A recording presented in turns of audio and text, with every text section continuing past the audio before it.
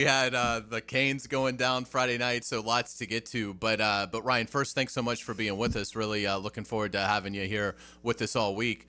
Let's start with yesterday at Wembley Stadium. Lots to break down, and we'll get into the layers of this game as the show progresses. But just what stood out to you yesterday on a game the Jaguars were not at all competitive in? I mean, it was their first clunker of the season, and it reminded me of games that we covered over there from 13, 14, 15, and 16, where they did not look like they had practiced the whole week.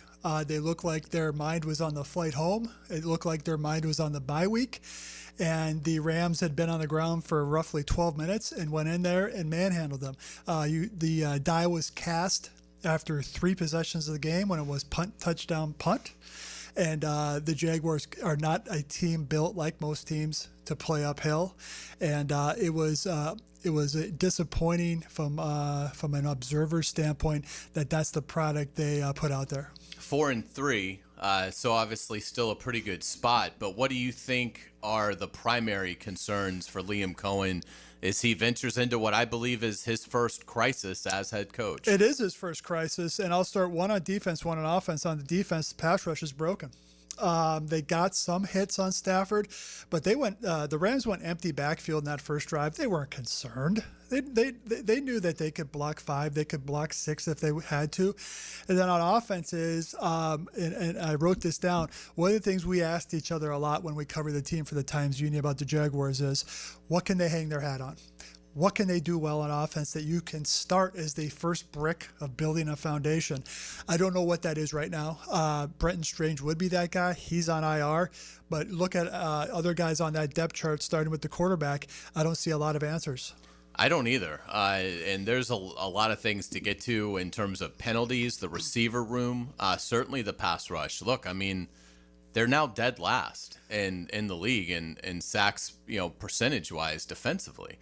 And so, again, 4-3 is a good spot, but they've got a lot of work to do in this bye week in terms of, trying to figure out some answers. I will say this, and like I said, we're going to break this down, throughout the show and throughout the week. I don't get a sense from a general standpoint that this is a schematic issue like it was many of the years that we covered the Jaguars for the TU. I think it's more execution, but I also don't know how you fix this. These guys are supposed to be NFL players, and frankly, many of them just are not playing that way. Yeah, help is not on the way. And, and I would be, if I was the Baselli Gladstone camp right now, I would spend this week saying, if the Jaguars lose to Vegas, I would probably trade guys, not acquire guys, because they haven't earned it. They haven't earned additions. But the penalties, this is now 3 games with at least 10. They are unforced errors. And one thing last week when I was on with the primetime guys that Leon Searcy said is, where's the player accountability? The coaches are going to say whatever they have, but this is a locker room thing. Who are your leaders? Because you got to this level because you play well under poise. You don't make the same mistakes over and over again. Well, that's what they're doing right now. Okay, I'd start benching guys. I'd start cutting back on playing time. Okay, you're committing penalties. You're out till you prove you can not play without committing flags. So that is a big issue, and that has to drive Liam Cohen crazy because he's harping on it. But, guys have to line up right. Guys can't false start. You're a guard and you false start. You're right next to the football. Watch it. Without a doubt, yeah. Penalties, the Jaguars have 65 for 528 yards so far this season. Opponents, 44 penalties, 394 yards. It's just a stark difference right now, and you can tell how much it's wearing on Liam Cohen. You were in Gainesville Saturday night to cover the Florida-Mississippi State game. Give us your thoughts. What was it like being there? And did you agree with the decision that Scott Strickland and the University of Florida made to go ahead and fire Billy Napier, despite the fact the Gators somehow won a game with a defensive tackle making a game-sealing interception? Yeah, I was driving home from Gainesville and had the Florida State game on. We'll get to that in a second. Called my dad to check in, and I said, the thing about 2 teams that are poorly coached it makes for an interesting game because neither guy could get out of their own way. Jeff Lebby says, "I'll top you, Billy Napier. I'll pass from the 28 when I'm in field goal range." That should have been a Florida loss, and it was the right decision by Scott Strickland. I think he waited as long as he thought he could. Hey, make a statement, beat Mississippi State 34-14, and I'll give you a shot against Georgia and Jacksonville. But he couldn't do it. I mean, pull the plug now. I like the fact that he didn't let him finish out the season, and now you have Billy Gonzalez in place. So I think it was the right call. I would have fired him after the A&M game because that was a loss. So, but it's like a lot of things. It's not a straight line to get there, but they got there. You did an excellent job of the Florida coaching hot board. I would encourage anybody that hasn't already read it to either go to Ryan. You can follow him at Ryan O'Halloran, correct? Yes. And it's very easy. And no. And are you at Hayes Carl? And you can find him at Jacksonville.com as well. But you did an outstanding job with your Florida coaching hot board. How good of a job do you think the Florida job is, and who do you think the first realistic call should be? Yeah, I think it's a great job. The football facilities in place. You obviously have a budget, but you can add what you want. Loyal fan base. You're in the SEC. The stadium renovation coming up here in a couple of years. The search starts and ends with Lane Kiffin. We've been in agreement on that from the very beginning, from the night of the South Florida loss. It should have been the guy they hired last year at this time. Scott Strickland waited a year, but still go to him. If he wants the job, it should be his. After that, I mean, it has to be a Power 4 sitting coach. You cannot go group of 5 again. So Eli Drinkwitz makes some sense to people. I'm not one of them. Marcus Freeman merits a phone call at Notre Dame. And then also one of the guys you're really high on and should be is Jeff Brom at Louisville, 4-0 against top 5 teams. That's a remarkable record, and that plays in the SEC. But what's going to be fascinating is, okay, if it's not Kiffin, then what? Yeah, no doubt about it. If and the answer to that question is, I will be inconsolable. That is the direct answer. I'll be filling in with you for that. When I go on a sabbatical for 4 years until Florida hires their next coach. In terms of Florida State, just obviously a brutal loss at Stanford, a Stanford program that isn't even trying to pretend that they're in any way, shape, or form a contender. They're just sort of trying to get it pieced together and put some foundation in for future years with Andrew Luck as GM and Frank Reich is an interim coach. Just a stunning result in Palo Alto for the Noles. What did you make of it, and is it as broken as it appears to be? I think it is, and I'll give you one anecdote is at the end of the first half, I had just gotten back from Gainesville, turn it on, and Norvell likes to gather his players before they go into the locker room. I guess he wants to put on a show with his speech. Players started walking away. Yeah. He had to gather the players again. This is a roster that was 3,000 miles away from home, playing in the middle of the night in front of 20,000 people. They checked out. And the only thing saving Mike Norvell today is the buyout. And that's the state of college football right now. Absolutely. JJ, you saw this coming, but a tough night, Friday night. How do you think Miami recovers after losing to Brom and the Cardinals? It's all about Carson Beck. I mean, he just lost all confidence, which he's been known to do. Like, as soon as that first interception happened, which he should have taken the check down, it was like, well, what are we going to get the rest of the game with this guy? And you saw it, man. His head was in his hands all the whole game. He lost it. And I'm really worried about him the rest of the season. Luckily, they do have Stanford next, who they'll probably just go pounce. But, yeah, I mean, we knew Jeff Brom would come out firing. He did in the first 2 drives. He had every play imaginable from his playbook that he used in those first 2 drives, and it got Miami's defense, sort of on the ropes. But they looked good after that, and everybody seemed to calm down, and you're thinking, all right, Miami's going to come back into this game and win it. Beck wasn't having that, man, and just threw some of the worst picks. I expect Miami to bounce back. I am worried about that SMU game in a couple weeks, but all in all, I mean, we both saw it coming. We talked about it on Friday. Jeff Brom is an absolute beast, and I think he deserves more to be rumored more with some of these big schools. If it's not Kiffin, I would want it to be Braum, but we'll get to all that coming up. Again, lots to get to in terms of the Jaguars, the Gators. Where do they go from here? Florida State. Can Mike Norvell possibly save his job for 2026? You're listening to The Frangie Show on 1010XL 92.5 FM. It's the ride home with The Frangie Show. From the Harrell and Harrell studio, don't settle for less than you deserve. A strong fence makes a good fence. A strong defense makes a good team. They're the best defense in the league for a reason. Each week, Superior Fence and Rail presents the Defensive Player of the Game. Go, Dan, let's go! On 1010XL. Hayes Carline here to let you know about my new tailgate obsession, Daisy French Onion Dip. If you love eating dips with chips, wings, and veggies while watching football, you'll love the new Daisy French Onion Dip and Daisy Ranch Dip. These are game changers, as delicious as a homemade dip made with real herbs and spices and other ingredients you'd find in your own kitchen. You've got to try them. Once you do, you'll be hooked. Look for Daisy French Onion Dip at your grocery store. My dad, Randy Marion, has been in business for 35 years. 35 years of taking great care of your customers. And our community. It has also been 35 years that my dad has been the king of price. Yep. So now's the time to fall into savings and drive in style in a brand new Cadillac. At Randy Marion Cadillac, drive the all-new electric Optique, Lyric, and Vistique. They're all in stock and ready to drive today. Come see us today at Randy Marion Cadillac, Southside Boulevard in Jacksonville. And don't forget, Tell them Jennifer sent ya. plus tax type title $9.99 admin fee and Resistol on approved credit. I'm Holt Harrell. I was talking to someone the other day and they were shocked that some lawyers get more from a case than their own client. After paying bills and costs, if we are supposed to get more than a client, we won't. That's the Harrell and Harrell promise. When we say that we treat our clients like family, we mean it.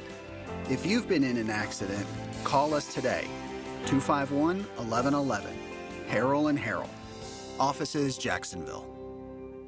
The boys are back in the kitchen. Don't start the barbecue without me. Joe, Matt, and Leon give you plenty to chew on during lunchtime. Freshly baked bread from the big #1 Duval Ford Studios.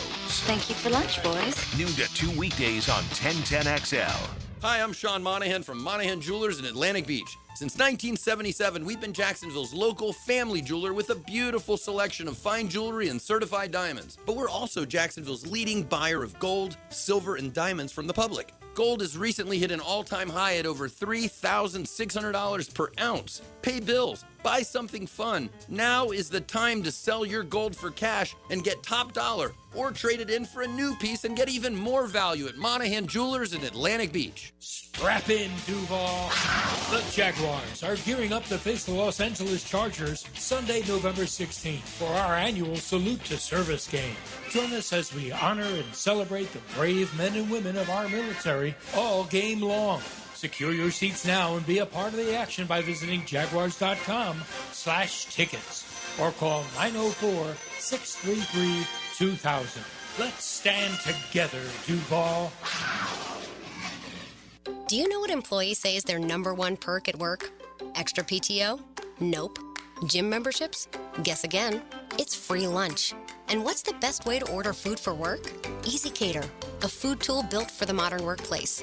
With online ordering from a huge variety of restaurants for any group size, tools to meet dietary needs and stay on budget, employee meal programs, and more, all on one platform. So perk up your workplace with Easy Cater. Order now at easycater.com. Hi, it's Frank Frangie. You hear my buddies Dan and Jeff talk about that great food at Daly's Dash all the time. Jeff loves that Duval, and Dan loves the Boss. And they're right, both are terrific. But I can tell you they have so many excellent options at Daly's Dash. Salads and flatbreads and tacos and quesadillas, you name it. And of course, those fantastic subs and sandwiches. I just had the Italian sub. It is so good. The thing is, Daly's Dash is really committed to their food and committed to making it perfect for you. Everything is fresh, made to order every time. And there's so many Daly's locations in town, no matter where you are, there's one near you. I love to pop in and grab a sub at lunch, or maybe after a round of golf, or maybe even after calling one of those Jags games. There's never a bad time to stop into Daly's Dash and grab that great food. So head there today. Take it from Dan and Jeff, or take it from me. They say it's nicer here. It really is. And the food is delicious. Head to Daly's Dash today. 1010XL, presented by Farah and Farah, exclusive injury law firm of the Jacksonville Jaguars. Focused, fueled, fearless, Farah. It's a Best Bet Monday on The Frangie Show with fantastic locations in Jacksonville, Orange Park, and St. Augustine. It's Best Bet. We certainly appreciate our friends at Best Bet. Welcome back to the Frangie Show. Frank is on vacation this week, but Ryan O'Halloran, sports columnist for the Florida Times-Union, kind enough to sit in with us all week.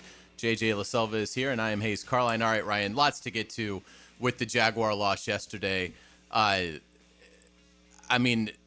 What's happened to the receivers? Like De'Ami Brown, I always thought 1 year, $10 million, that was a gamble and one that that doesn't seem to be paying the dividends. But that Parker Washington dropping a pass on 3rd and 15. He's had a pretty good year by and large. But that was a disappointing drop. But Brian Thomas Jr., I mean, this goes beyond sophomore slump.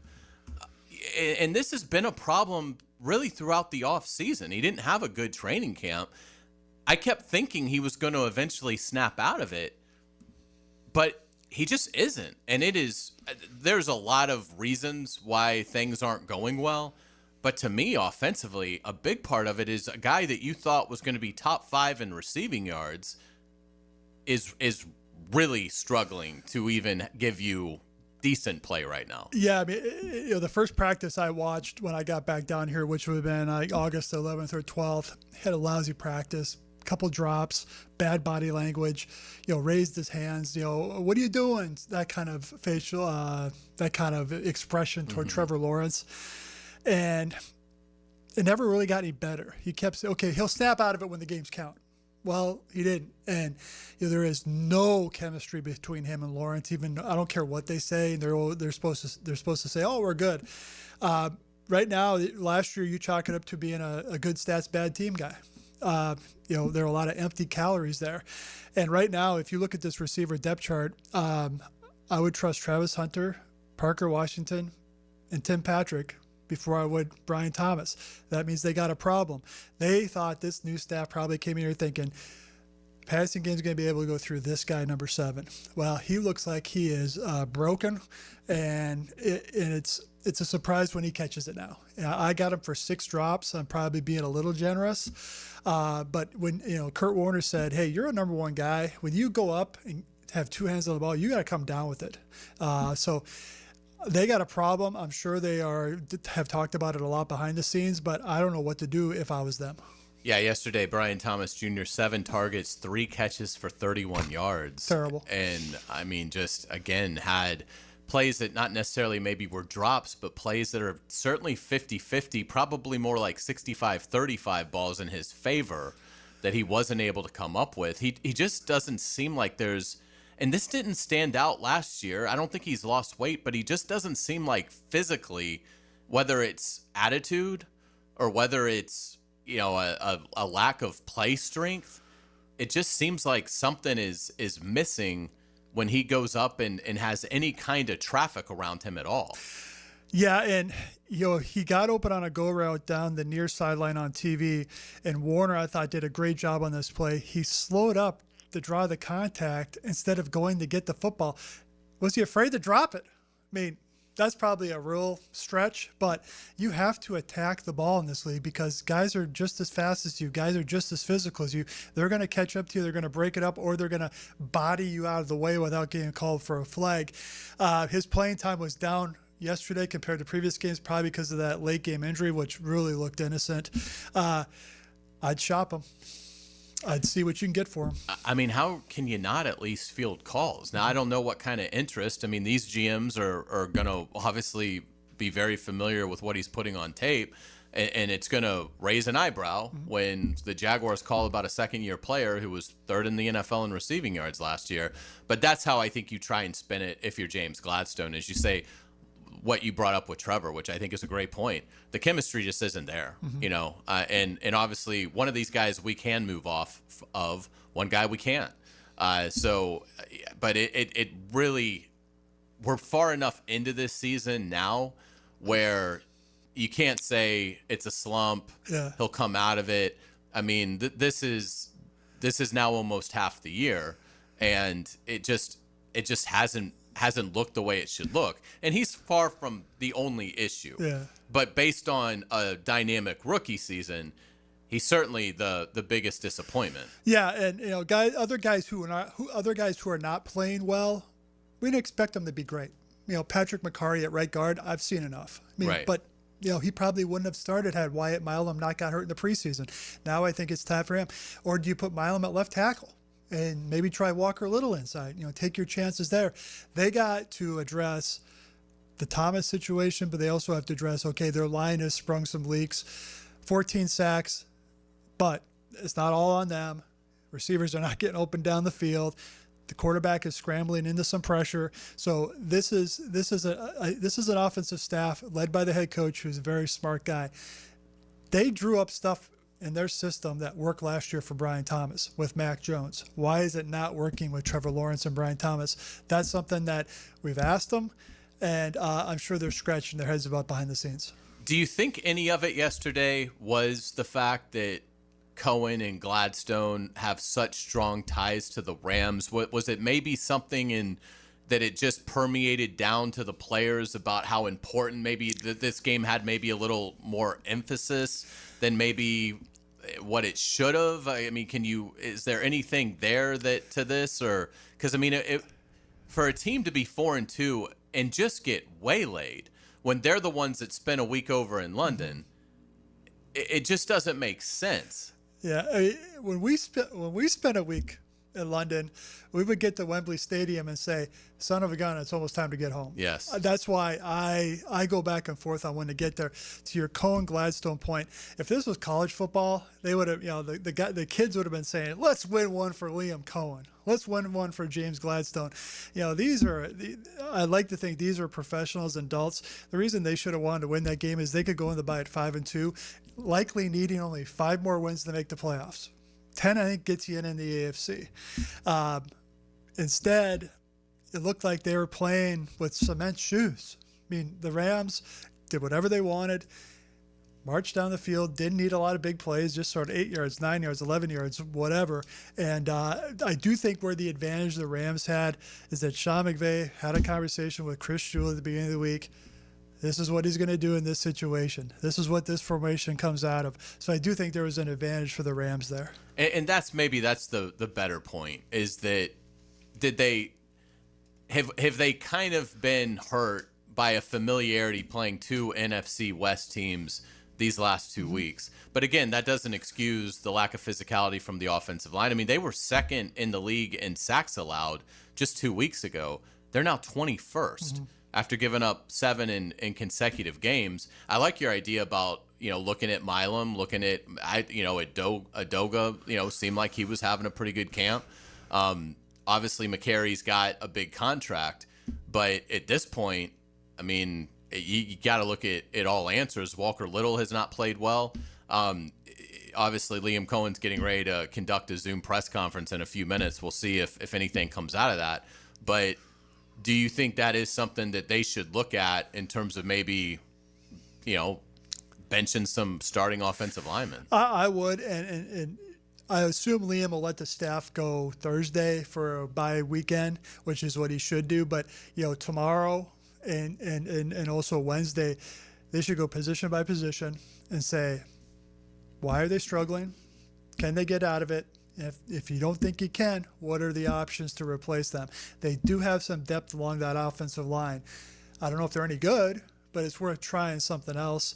They tried something yesterday with Cole Van Lanen being the 6th offensive lineman, trying to get that run game, trying to get some more pass protection. I would continue to stress a 6-man pass pro, even that only means 4 in the route. But you remember after the Houston game, which was week 3, Texans came out with a bare front. We're going to stop the run. Well, they had 2 games of tape on the Jaguars. Now teams have 6 and 7 games. I do think the scheme is sound. Now it's about, making adjustments tailored to your personnel and maybe changing that personnel. If you're Anthony Campanile, how do you feel about your defense now going into the bye? You should feel okay. They weren't going to continue that takeaway trend. They're still second in the league in both takeaways and differential. Chicago has jumped over them, but one of the things is they've gotten better on third down, so that's a plus. And they've improved from 22nd to 14th on third down, but they've fallen from 17th to 27th in pass defense. Okay, why is that? Well, you're not getting a pass rush. And when you're having to blitz Foye or Devin Lloyd, or in this case Ventrell Miller, you're leaving the middle of that field wide open. So I don't think their safety play is getting any better. Eric Murray is touch and go with the neck injury every week. I've seen Wingard has had 2 rough games in a row, giving up touchdowns. So they have to figure some things out. If I'm Campanile, I asked him this last week. It's the chess match. Okay, when to send a lot of pressure or when to play 4 and drop 7. And it's right now. I think it should depend on the quarterback. Geno Smith in 2 weeks, I'd rush 6. Just say, hey, see if you can make a throw.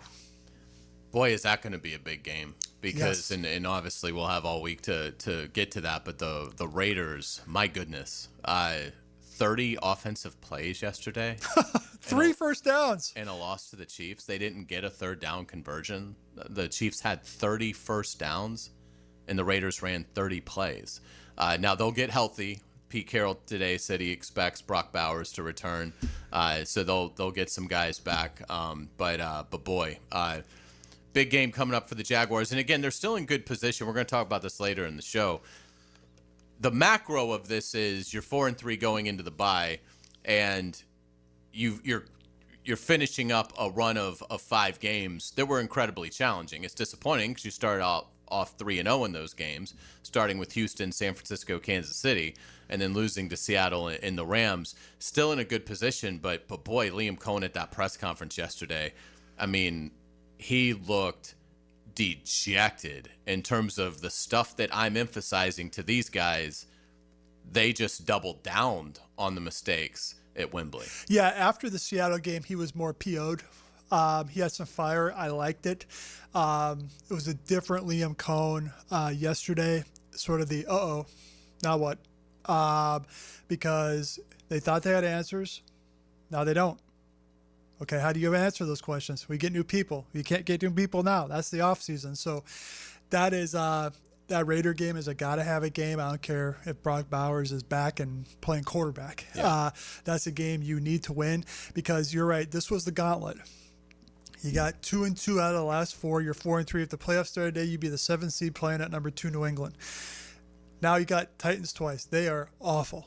The Raiders stink. Jets, maybe worse than the Titans. So if you win those 4 games, now you're at 8. See if you can get 1 more or 2 more. Absolutely. And I think at the Cardinals doesn't look particularly daunting either. So, yeah, the schedule will certainly lighten up after the bye, and it'll be a big challenge for the Jaguars to get the momentum back. But certainly the path looks like they might be able to do just that. When we come back on the Frangie Show, we're going to switch gears, get it to Gainesville. I'm going to give you a hammer time about what Scott Strickland and the University of Florida Board of Trustees should do with their search. You're listening to the Frangie Show on 1010XL 92.5 FM. The Frangie Show from the Harrell and Harrell studio. Don't settle for less than you deserve. Hey, this is Lauren Brooks. I love Hello Smooth Med Spa, my go-to for skin health and beauty. Their biggest event of the year is November 19th, National Botox Day. Huge deals, local vendors, and it benefits Make-A-Wish. Don't miss it. Visit HelloSmooth.com for more details. This is Jaguar Hall of Famer Tony Baselli telling you about Heritage of North Florida, Jacksonville's premier roofing and home remodeling company. With over 25 years of trusted experience, Heritage of North Florida has built a reputation for quality, reliability, and craftsmanship. Whether you need a new roof or updating your kitchen or bathroom, trust the pros at Heritage of North Florida to create the perfect place to call home. Mention Jaguars to get $1,500 off your next roof or kitchen remodel when you go to heritagenfl.com. Go Jags! Frank Frangie here for my friend and insurance agent Craig Dewhurst. Craig has been helping families on the First Coast with their insurance needs for 25 years as your good neighbor and local State Farm agent. Now's a great time to review your insurance policies, whether you need auto, homeowners, or renter's insurance, or insurance for your golf cart, boat, or jet skis. Craig handles all of my family's insurance needs, and even better, he gives back to the community. Call Craig today at 904-940-9740. That's 904-940-9740. Post-game Monday on 1010XL is served up by Dandy Foods, making quality fresh sandwiches since 1956. Frank Frangie here for Stanley Pools. If you're dreaming of putting in a pool this year, choosing the right company is the most important decision you'll make. I've trusted Stanley Pools to build my pool, renovate my pool, and maintain my pool. Stanley Pools has been the best in the business since 1988, and they're still family-owned. Call them today at 904-269-7277 or find them online at StanleyPoolsFL.com. That's Stanley Pools, a family tradition of fine swimming pools. Instant Keys. You don't have to go to the dealer. Instant Keys comes to you. For lost or broken keys or nearly any make and model of vehicle, call 722-1111 for Instant Keys locksmith service. Hi, I'm Amber Frangie. You know that other Frangie? Well, he's my dad. But I'm here to tell you about how much I appreciate the Awaken 180 weight loss program and how it's changed my life. Like a lot of folks, I let myself go a little. Not proud of that, but it happens. And I wasn't sure what to do. I've tried a lot of other weight loss programs, but they just didn't work. Not like Awaken 180. Can you believe I've lost 70 pounds in less than 4 months? With Awaken 180, there's no medication, no shots, and no side effects. And best of all, really fast results. You eat the food that's provided, and it's really good food. You work with a coach on a regular basis who guides you through the whole process. I'm never hungry. In fact, I never feel like I'm sacrificing anything. Just living a totally normal life. That's my new normal. And now, in October, they're offering free consultations. So there's no reason not to call them and learn more. Call them at 844-346-1800, or you can visit awaken180.com. It really has changed my life, and I bet it'll change yours too. That's Awaken 180. Has someone you care about been arrested or had their driver's license taken away? I'm Susan Cohen, and I work with David Robbins at the law firm of Epstein & Robbins. We are experienced fighters for those charged with DUI, domestic violence, and all criminal offenses. In your battle with the justice system, there's only one thing you need to know. Dial David 24/7 at Epstein & Robbins, 354-5645. 354-5645. Poker players, the World Poker Tour is back at Best Bet Jacksonville, October 30th to November 18th, and the guarantees are massive. Event 1 brings a $200,000 guarantee. Event 6 has a $300,000 guarantee, and the main event has an enormous $1 million guarantee. With 14 tournaments, your chances of winning big have never been better. Want in on the action? WPT satellites are already playing out. Don't get left out. Head to bestbetjacks.com for details. That's bestbetjacks.com. 1010XL, presented by Farah & Farah, exclusive injury law firm of the Jacksonville Jaguars. Still, present, ready. Farah doesn't flinch. Now, Hammer Time with Hayes, driven by Kia on Atlantic. Southside Kia is now Kia on Atlantic. Check us out at KiaOnAtlantic.com. This should be the easiest coaching search that the University of Florida conducts since 1990 when Steve Spurrier was brought back to his alma mater. And that's because the Gators should be targeting Lane Kiffin, the Ole Miss head coach. By the way, Frangie, Hacker, and myself did a video on the Florida situation yesterday. I would encourage you to go find that on 1010XL Social and YouTube. That was a lot of fun, about 30 minutes talking about Napier's downfall and where Florida should go. Ryan, I look at Lane Kiffin and I see a coach that was probably ready for this job in 2009 when he was the head coach of Tennessee and took a Vol squad that was a 30-point underdog into the swamp and lost 23-13 to Tebow, Meyer, Harvin. Again, a 4-touchdown underdog. It was Lane Kiffin's third game at Tennessee. That was 16 years ago. Since then, he has been the USC head coach and, by the way, is responsible for their last season of fewer losses, which is hard to believe. That program, USC, is really fallen off since Pete Carroll left. So it's not like, well, Kiffin failed at USC. Well, Clay Helton didn't do anything. Lincoln Riley has been middling at best. Kiffin's been the USC head coach. He's worked under Nick Saban as a very successful national champion, winning offensive coordinator. He's been the head coach at Florida Atlantic with 2 11-win seasons. And what he's done at Ole Miss is simply spectacular for a program that has never really had any sort of consistent success. Kiffin has posted a 10-win season in 2021, an 11-win season in 2023, a 10-win season last year, and he's 6-1, ranked 8th in the country this year. Certainly appears to be headed to another double-digit win season. But this is why Florida has to hire Lane Kiffin. He knows offense and he knows the SEC. Ole Miss right now, when you look at it, they're 19th in the nation in scoring offense, 37.8 points per game.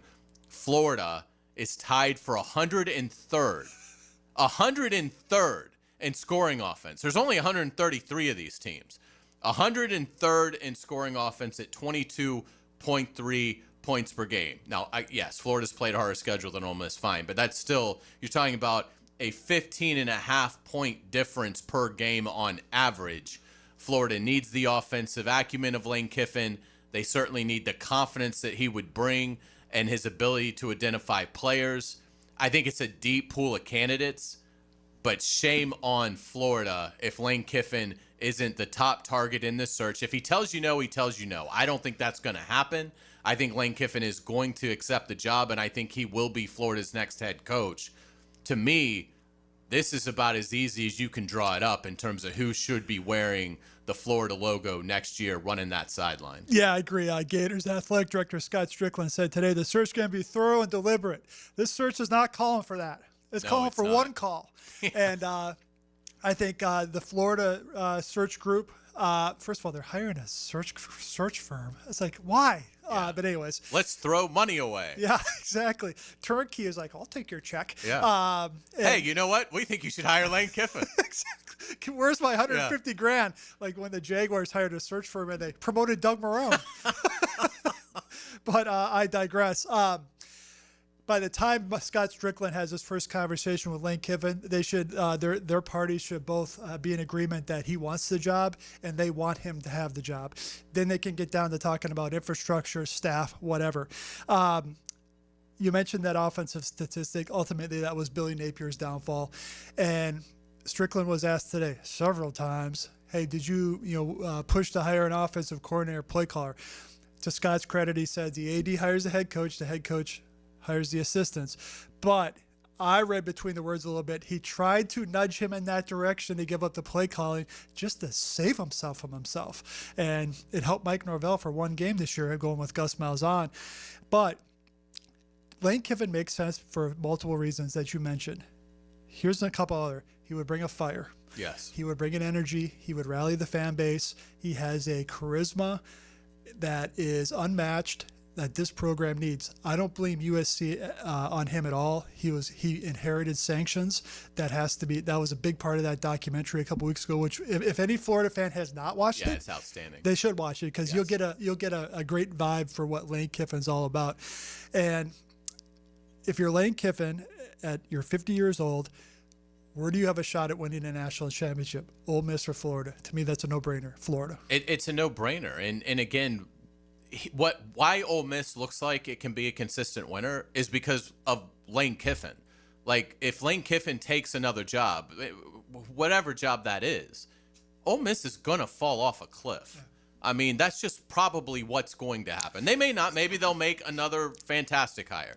But the odds tell you that they are probably going to take a significant step back. And again, Lane Kiffin, he's the son of Monty Kiffin, a legendary, iconic figure in football, one of the best defensive minds of his generation, one of the best defensive minds of all time. Lane Kiffin wants that. I thought it was clear in the documentary.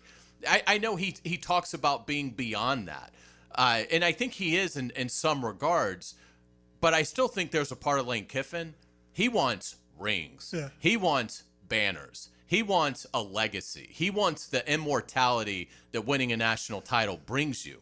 And he's coaching at Ole Miss. Their stadium, when it's full, is 65,000 capacity. It's nothing like the Swamp.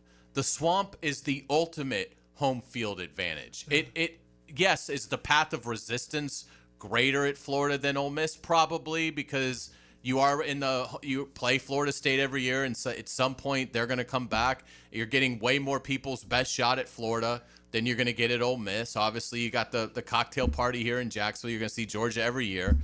I don't think Lane Kiffin cares about that at all. I think Lane Kiffin is absolutely bring it on, and he has seen what Florida looks like when it's great. I mean, he grew up obviously really admiring what Spurrier was doing there. I think it's a slam dunk that it will be Kiffin. The only thing that gives me a little pause with it is if LSU comes open. If Brian Kelly does end up getting fired and LSU lost to Vandy on Saturday, we'll get to that in our college football rewind coming up. LSU still has to play. They host Texas A&M Saturday, so that's a monster game. They still go to Alabama. They host Arkansas. That shouldn't be too bad. They have a cupcake game, and then they go to Oklahoma to close the year. They're 5-2. That could turn into 7-5. And then I do think you wonder if LSU comes open, then I think Kiffin's really got a choice to make. But assuming that LSU doesn't, I don't think there's any chance he stays at Ole Miss if Florida wants him. Yeah, because if you're Kiffin, you're not going to be great at Ole Miss for a long time. So strike when the iron's hot. I think LSU would be the only competition for Florida. If you're a Florida fan and they can make this happen, you could spend the next 2 years with Lane Kiffin and Todd Golden. If Todd Golden doesn't go to the NBA, Lane Kiffin's not going to the NFL. He's already done it. He's done it, and he's realized he didn't want to do it. And so if he has success at Florida, if he's hired, this will be his last job, and he can coach here for 15 years. The other thing, too, is the only other thing that I think could be a curveball is if he gets Ole Miss to the Final Four, because the national semifinal is, I want to say, January 8th or 9th. So that would be tough. The portal opens January 2nd. These new rules, by the way, that just went into effect about 2 weeks ago, could not have happened at a better time for Florida. Big time. So not only do they not have the 30-day window open because they fired Napier, the portal window will not open for Florida's roster until 5 days after the hire is made. Well, there's a good chance that's going to coincide with the regular portal opening anyway. So retention should be a process that Florida can do very well in, particularly now that you can just, pay $20.5 million to your athletes. So that's the only way I think it could get tricky is if he made the Final Four, which I don't anticipate them doing. But I don't know that you could wait until like January 10th to hire your guy. But last year it was, Ole Miss can't make the playoff. Well, this year I think they can. I mean, the first round is December 19th, December 20th. So he could be hired. If he made the playoff and lost the first game, he could be hired December 21st. Well, that's plenty of time to be ready. And even if he wins a game, that's New Year's Eve or New Year's Day. He could be hired Friday, January 2nd, right as the portal opens. So to me, the only other curveball could be a deep run for the Rebels in the playoff, but I don't see that happening. Yeah, and even if it did, if he's your guy and he wants to come to Gainesville, I wait till Valentine's Day. Even if that sacrifices a little bit in 2026, you're playing the long game here with Kiffin. And let's face it, there could be a wink, wink, nod, nod. Hey, DJ Lagway, Lane says, he's coming to Gainesville. You should stay. And I think Lagway would, because it'd be ill-advised to leave a program when this guy is the coach. So it's you're right. Is Ole Miss couldn't make a stop against Georgia, who hadn't been lighting anybody up on offense. Even Kirby admitted that. If they lose in the first round of the playoff, 2 days later, press conference. Yeah, absolutely. Great stuff. When we come back on the Frangie Show, we're going to get it to Tallahassee. We're going to talk about Florida State. The Noles lose at Stanford as an 18-point favorite. And now the athletic director has gone ahead and issued a statement on Mike Norvell's future. We'll give you our thoughts about that coming up on the Frangie Show. You're listening to 1010XL 92.5 FM. The Frangie Show from the Harrell and Harrell studio. Don't settle for less than you deserve. The best place to get trucks is Nimnick Chevrolet, but did you know Nimnick Chevrolet is way more than just trucks? While most dealerships are running low, Nimnick has the largest inventory of new Chevy SUVs in town right on their lot. With low promotional rates, now is the time to save big on the most popular Chevy SUVs like the all-new redesigned Equinox. Plus, with cash incentives and Nimnick savings, you'll save thousands only at Nimnick. If you're looking for better fuel economy or just need a little more room for your growing family, Nimnick Chevrolet's wide range of models ready to drive means you'll find exactly what you're looking for at Nimnick. So head to Nimnick today. Of course, it's the best place for trucks.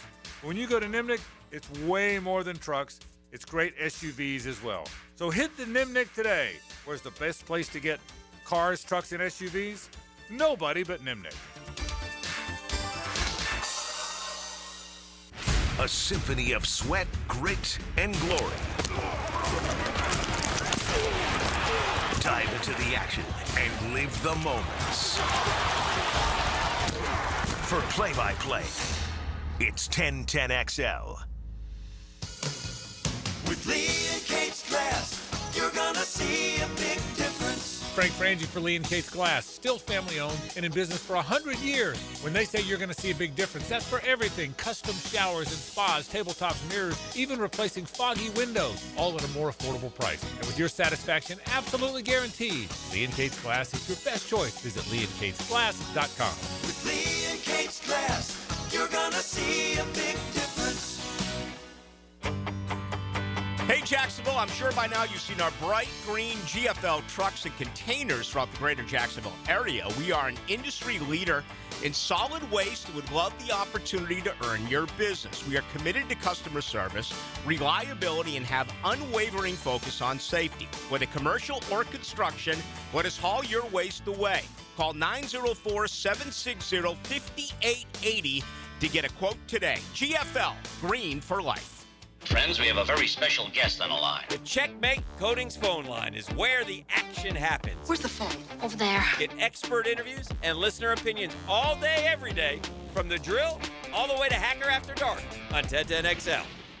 When you need a mechanic you can trust, call Sam, Harry, or Joe at AA Automotive on Richard Street. From oil changes to complex engine repairs, AA Automotive promises expert service and honest pricing from a local family biz. AA Automotive on Richard Street. Hey, Jags fans, Tommy Mack here. Crown Royal is the official whiskey of the Jacksonville Jaguars. This season, it's not game day without the generous spirit of Crown Royal. Whether you're at the tailgate, in the stands, or watching from home, Crown Royal is the reason and the reward for coming together. Grab a glass with Crown Royal Rig at a stadium near you, because we'll be sharing the generous spirit with fans across the country. Crown Royal, fueling game day with generous spirit. Visit crownroyal.com/Royal Rig on the Crown Royal Rig Tour. Please drink responsibly. Hey everybody, it's Mike Dempsey, and I only like to recommend the best, which is why I'm proud to say that I chose Pella Windows and Doors for my own home. And now's a great time to upgrade your home with 0% financing for 60 months. That's 5 years of interest-free payments on the best windows and doors in the business. Don't wait. Schedule a free consultation at PellaJacks.com or visit their showroom on Phillips Highway just north of Bay Meadows. For quality you can trust and savings you can't miss, that's Pella Windows and Doors. Our slogan, Know Before You Blow, applies to more than just DUI cases. Hi, I'm attorney Lee Lockett of Lockett Law. Battery charges can result in jail time and criminal convictions too, so know before you blow a gasket and hit a loved one or a stranger. Drug crimes like possession of marijuana and cocaine will land you in cuffs too, so know before you blow. In a boating under the influence case, you also have the option to blow or not to blow. So know your options. Know Before You Blow. Go to knowbeforeyouBlow.com now. Offices Jacksonville. The Edwin Watts Golf Hour will meet you at the green. Blue skies, fresh cut grass, birds chirping. The Edwin Watts Golf Hour. Grip it and rip it. Get tips, tour notes, and the latest gear Saturday mornings at 10 on 1010XL. 1010XL, presented by Farah and Farah, exclusive injury law firm of the Jacksonville Jaguars. When it's game time, Farah doesn't flinch.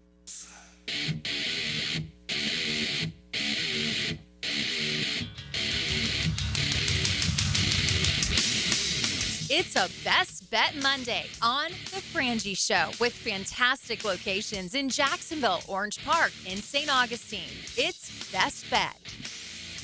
Welcome back to The Frangie Show. We've got Ryan O'Halloran, sports columnist of the Florida Times-Union, with us this week as Frank Frangie enjoys a week of vacation. JJ LaSelva is here. I am Hayes Carline.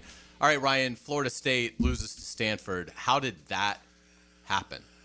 Oh, I got some Florida State notes here. I just want to find them. Oh, there they are. They didn't want to be there. Yeah. And, the problem with Florida State is you examine, oh, by the way, the Liam Cohn Zoom is finally starting. Oh, okay, good. Will not be participating. They just look like they just weren't interested. Like the Pitt game was their Waterloo. You have all these guys who transferred in thinking they could, play in a big bowl, play on national TV. Maybe ring chase. Yeah. And to me, it's to score 13 points against Stanford. That's what, 20 to 13, 20 to 14, something like that. It just was. It was. I lasted till about 1:45 in the morning, and you think, okay, they're going to snap out of them in this drive. Castellanos can do something else. Gus is going to call a play they haven't seen before. They're going to get a turnover. Nothing happened. And then once you give a bad team hope, they may not be stopped for that game. That was Stanford's bowl game. They're going to go to Miami this week, as JJ said. They're going to get handled by Miami. It's going to be 55-7. Yeah. So, and an embarrassing loss for Florida State as a 19-point road favorite. It was remarkable. I watched the whole game, and Stanford was just more physical. We talked about, could it be a potential pitfall game last week, and none of us really thought so. But one thing that we talked about is if their 11 men on the field are ready for a fight, and Florida State's 11 men on the field have no interest in being there, it could be closer than what we believe. And I never thought Florida State could possibly lose the game. I mean, Stanford, with a backup quarterback. Yeah, I mean, great point. I mean, Stanford isn't even hiding the fact that they're in a total rebuild. I mean, I think they expected to maybe go 0-12 on the season. Yeah. And they lost at Hawaii. Right. And so, I mean, it is just obviously a phenomenal night for Stanford. But in terms of, I just don't know how this happens. How Florida State can lose 9 straight ACC games, how they can be 3-4. They only have 2 home games left. Yeah. I mean, you would think, well, maybe at 3-4 they still have some very winnable games.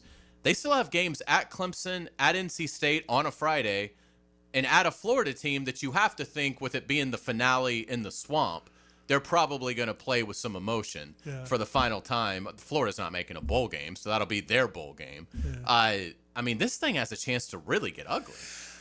I got to credit Corey Clark from War Chant for this 2 tweets he had yesterday. In the 19 games before the Orange Bowl debacle, FSU was 19-0. They are 5-14 since.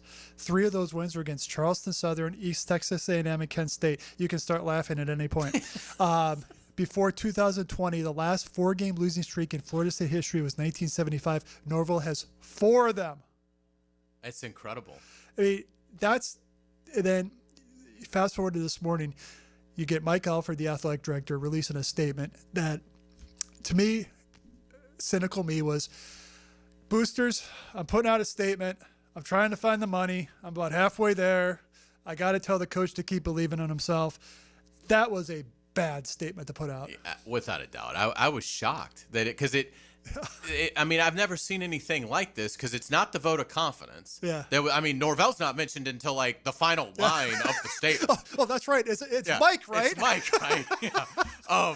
So I mean, that was in itself just stunning, and you're not giving. I mean, I haven't seen a single Florida State fan that thinks that Mike Norvell deserves more time here. Yeah. And again, look, your arch rival is open for business. Like, they can conduct a public search, and you may not be going after the same candidates, but I think you'd like to think that, you'd like to have the same sort of situation as Florida. And obviously I get the buyout differential is $35 million. I understand that is a ton of money, particularly for Florida State, that's gone through the legal battle with the ACC, that's, has invested in facilities and is maybe a little hamstrung because of that.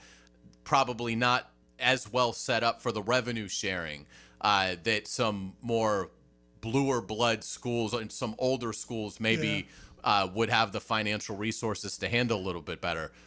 But it's still just stunning that the Florida State coach has not won an ACC game in over a calendar year and is going to lead them out for their next game. I was at a stoplight this morning headed downtown when they sent out that email. I was like, man, they did it. But then I read it, and I kept reading it, and I kept reading it. Okay, what? Did they do anything? Oh, he's still the coach. I was like, what? It was bad PR. It was good for us, something to talk about. But, I mean, they obviously had heard the noise, and the boosters are upset. And as Frank said off the air to me a couple weeks ago, you can always find the money. Well, you're probably rattling the couch cushions of every booster in town in the state saying, hey, do you have money to pay this guy to go away? And also, do you have money to pay for the new guy? My search would start with Rhett Lashley at SMU, but is FSU a better job than SMU, where they have no budget? They got oil money. Right. So that's where that's where ADs have to consider, okay, if I fire this guy, am I guaranteed to get an upgrade? Scott Strickland was convinced for a year. I mean, Right. give me a break. Yeah. So This microphone is an upgrade. that was a softball. So if you're the Florida State decision makers, okay, if you fire Mike Norvell, okay, how much money do you have left to pay a new coach and a new staff, and will that be a significant upgrade? I think before the Stanford game, I thought he'd get another year just from a financial aspect. You mentioned that schedule. How about if they lose to Virginia Tech and an interim coach at home? How about if they lose to Wake Forest at home? And wouldn't you have to pick Wake Forest today? I wouldn't be surprised. Yeah. How could you be anything other than surprised? I mean, because JJ brought up a great point. Stanford loses their quarterback. Well, Pitt just went in there and won with a true freshman. I mean, they're not getting beat by Ken Dorsey and Gino Torretta and Mike Vick. I mean, they're getting beat by some incredibly suspect teams. Yeah, and to me, if you're a Florida State fan, what's concerning other than the current product on the field is they have gone the mercenary route. Mike Norvell cannot pivot right now. He cannot say, "Hey, we're going to focus on player development. We're going to recruit. We're going to get 4 and 5 stars, and we're going to give them time to mature while paying them," because next year's it.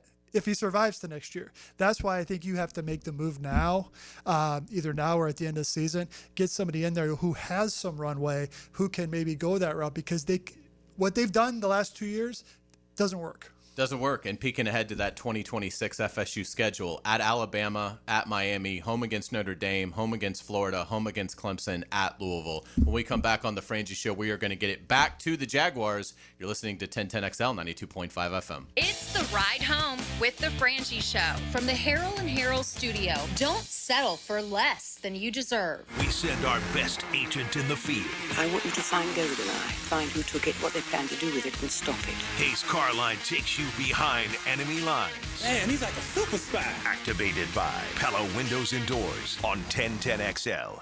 I'm Renee Harrell. At Harrell & Harrell, we understand when you've been in an accident, there's a lot to handle. You've lost pay, and now the medical bills are piling up. When there isn't much insurance, some attorneys will pay your bills, take their fee, leaving you with even less than them. Not at Harrell & Harrell. We'll work hard to reduce your medical bills, and we promise our fee will never be more than you take home. Call us today, 904-251-1111. Don't settle for less than you deserve. Offices, Jacksonville. Football season is all about hanging at home and watching the big ball games. Well, if your AC and heating unit is letting you down and keeping those electric bills sky high, think about getting a new energy-efficient AC unit from Florida Home AC. They've got great deals on replacements plus rebates and incentives to make it more affordable. Call Florida Home AC at 777-4300 and get their expert staff to take a look. Football season is all about fun and playing for the win. Make sure you have the winning team on your side with Florida Home AC. I'm Max Fink, and I'll bring you the Gator Report several times weekly to keep you connected to Gainesville. The Gator Report, put together by San Jose Collision on the home of the Florida Gators, 1010XL. Go, Gators! Hey, it's Rick Ballou. I just upgraded my home with fantastic floors, and the experience was incredible. Rusty and the team brought the showroom to me with their at-home consultation. The whole process was simple, the installation was top-notch, and the results, absolutely fantastic. Take it from me, don't wait. Visit fanfloors.com and schedule your at-home consultation today. Fantastic Floors, where every step is fantastic. Rebound Rehabilitation. 11 great locations across the First Coast, and they're just a click away when it comes to feeling strong and healthy again. If you need the best path to recovery, look no further than Rebound Rehab. Log on and check out one of their great 11 locations. The flagship station of the Jaguars, WJXL AM Jacksonville Beach, WJXL FM Jacksonville Beach. Start your week off with today's restaurant of the day, Flame Broiler. Try their new chicken avocado salad bowl at $10.99. Fuel your day with Flame Broiler's protein-packed bowls served at 5 locations, including the newest at 103rd Street. What do the letters AM and FM stand for? Filing an insurance claim following a storm shouldn't be an ordeal. Southern Oak Insurance's claim team prepares for catastrophic situations well in advance. Log on to southernoak.com. Our family protecting yours. Southern Oak Insurance. In radio lingo, AM stands for amplitude modulation. FM stands for frequency modulation. Southern Oak Insurance. Our family protecting yours. The best value for golf in Jacksonville remains Cimarron, totally reestablished with new tee boxes, improved fairways and greens, also a brand new restaurant with indoor and outdoor settings, and live music. Join the Wild One loyalty program online at Cimarron Golf. When's the last time you played Cimarron? Cimarron Golf Club on 210, the Wild One. I'm here with Clayton Bromberg of Underwoods. In today's world of retail, how has a store like Underwood stayed viable against the big national stores? Frank, that's a question with a direct answer. At Underwoods, we've never aspired to be the biggest. What we've always tried to do is be the best. When you take this approach, there's some things that come to mind immediately, like fine quality merchandise bought by buyers that are experts, high levels of service delivered by a staff that are helpful and know what they're doing. Then there's some things that people don't really think about at all, like the finer a gem, the more rare it is. And these gems are not mass producible because they were made by God millions of years ago. Because of that, there just aren't enough of these for the big multi-store retailers to buy and put into their merchandising schemes. So at Underwoods, we buy these finer, rarer gems and create jewelry pieces that the people in Jacksonville expect out of us. When you want the best, it's Underwoods. Underwood Jewelers in San Marco, in Avondale, and at the shops of Ponte Vedra. I'm Max Fink with your 1010XL Southeast Orthopedic Specialist local sports update brought to you by Honda of the Avs. Florida Gators wide receivers coach Billy Gonzalez will serve as the team's interim head coach for the rest of the season following the dismissal of Billy Napier. Gonzalez is currently in his 5th different stint with the Gators coaching staff and will get his first ever head coaching start Saturday, November 1st against Georgia, following the Gators bye this week. It's 72 degrees at 5 o'clock time and temp, brought to you by Bueller Air and Plumbing. Stay cooler with Bueller. 1010XL, presented by Farah and Farah, exclusive injury law firm of the Jacksonville Jaguars. Focused, fueled, fearless, Farah.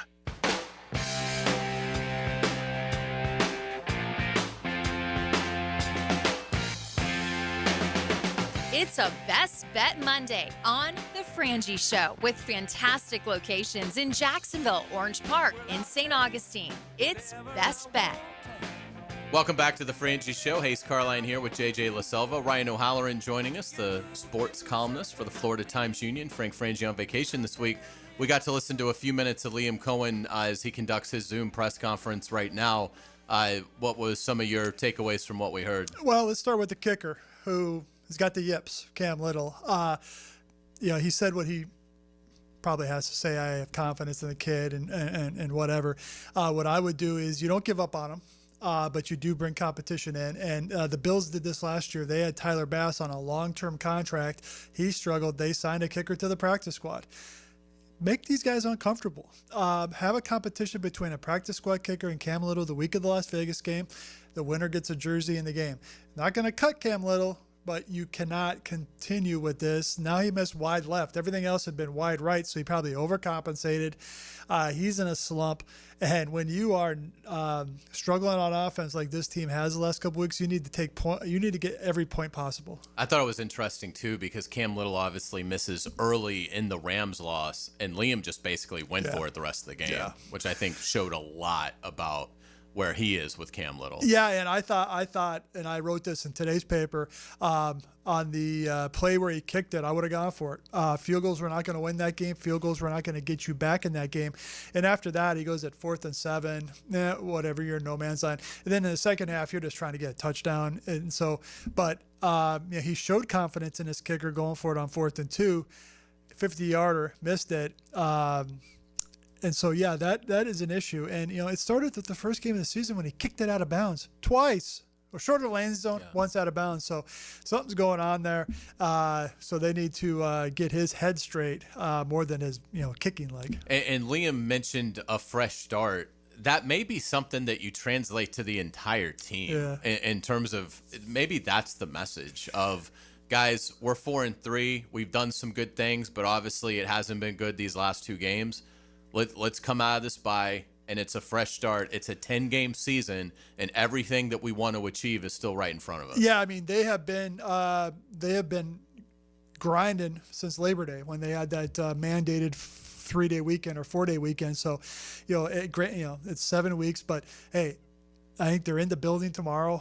If I'm Liam Cohen, he'll probably say to him, get out of town, spend time, do not think about football.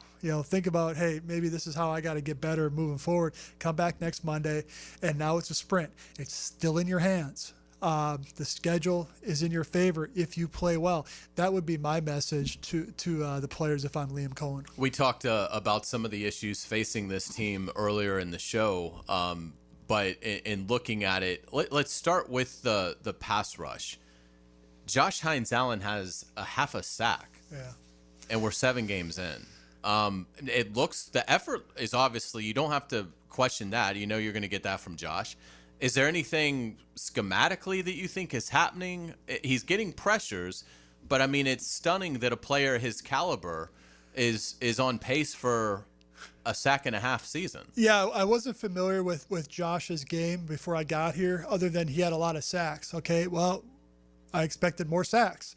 He got off to a good start in terms of, pressures and hits. Then he went into a little bit of a rut. And then yesterday I thought maybe he found a little bit of a light, had a couple knockdowns.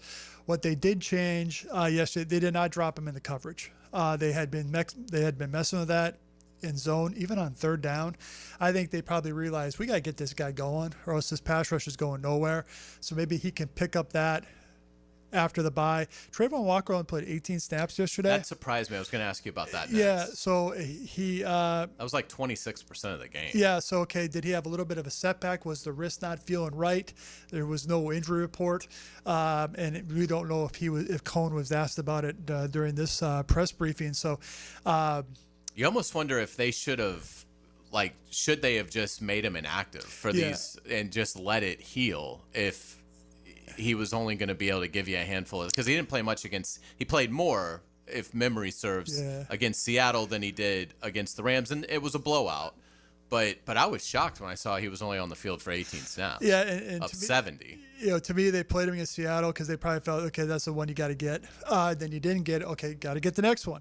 So, and he said after the Seattle game when I talked to him that it felt good, and he said he was able to use it sort of as a weapon, and he did that against Seattle. He just bull rushed a guy. So you didn't hear his name called yesterday at all. I think he got credit for half a tackle. Yeah. So these are your 2 edge rushers. They're the number 1 overall pick in the draft, and they're a first-round pick that is making a lot of money.